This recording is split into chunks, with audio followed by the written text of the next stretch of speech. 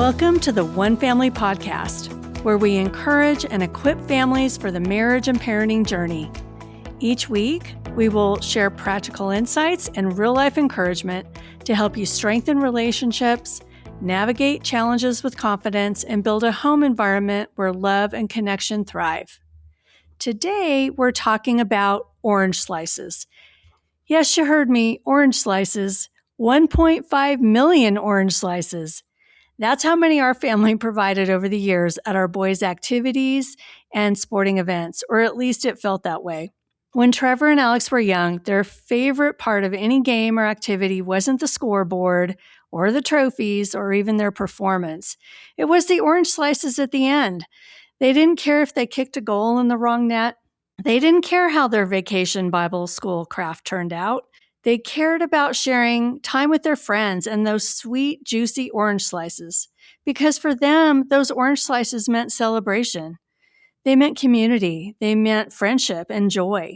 And as those spring sports and activities are starting up all over again, many of you will be packing the orange slices, the juice boxes, and the snacks. But today, we want to talk about what all those snacks really represent. Every year, it seems like pressure on parents continues to grow. We feel the need to create the optimal experience for our kids, investing enormous amounts of time, money, and energy, often chasing outcomes our children are fully capable of creating themselves.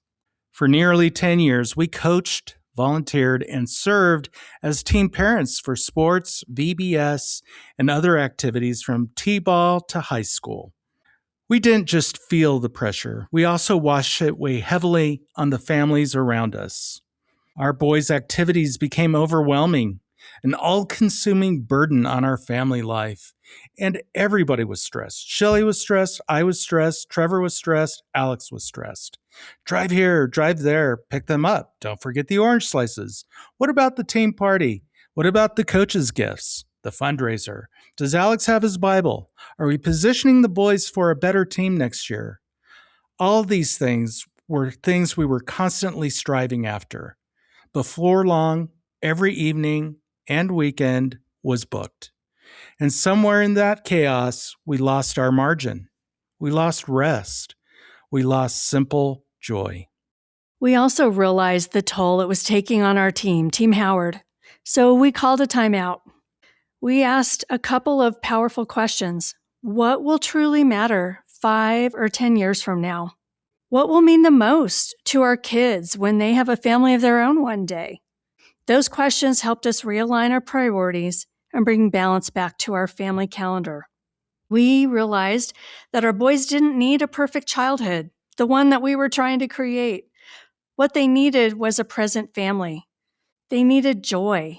They needed downtime. They needed connection, and they needed us. The security that comes from the leadership and care from mom and dad is what they needed. So during a series of couch times that Shelley and I had, we identified those things that we truly wanted from sports and activities. Now, every family is going to be different. We get that. But there's also a list that we created that changed everything for us. So these were the things that we prioritized as far as we looked at activities and sports, what is really going to make a difference. And so the first thing, and it's always the first thing with Team Howard, have fun. Children only have one childhood. It should be filled with joy and laughter. And as parents, we should enjoy it too. The second thing it's got to be a positive learning experience. Sports and activities should build skills, confidence, and friendships, not anxiety or pressure.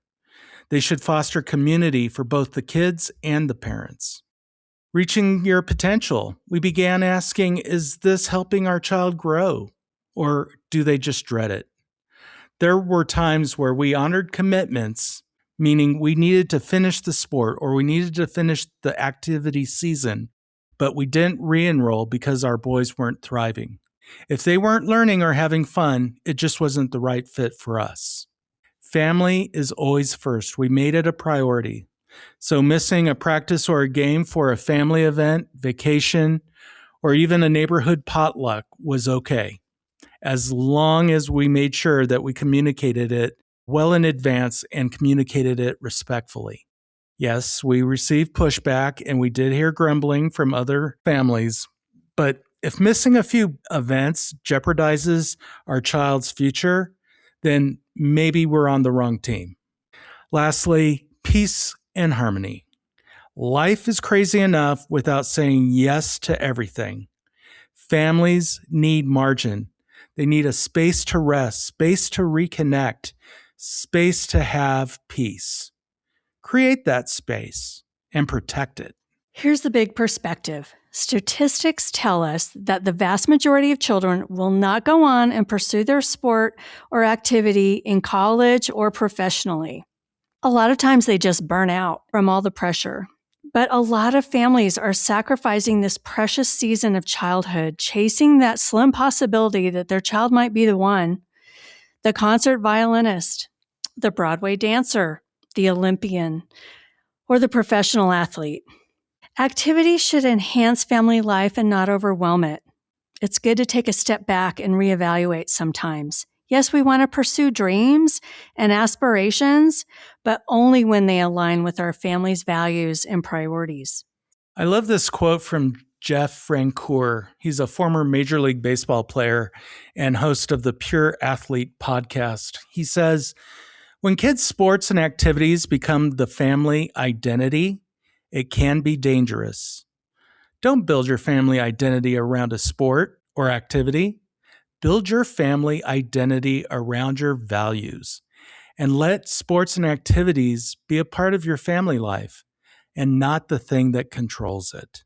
So as you pack the snacks this season, as you slice those oranges, remember what they represent: celebration, community, friendship, joy, and childhood.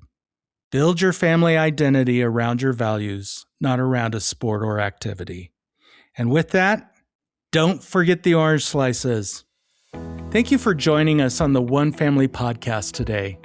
If today's conversation encouraged you, be sure to subscribe and share this episode with someone who could use the support or encouragement. And visit us on our website, onefamilyhwl.org. Remember, healthy families don't happen by accident. They're built with intention, perseverance, and love. Until next time, keep investing in what matters most, your one family.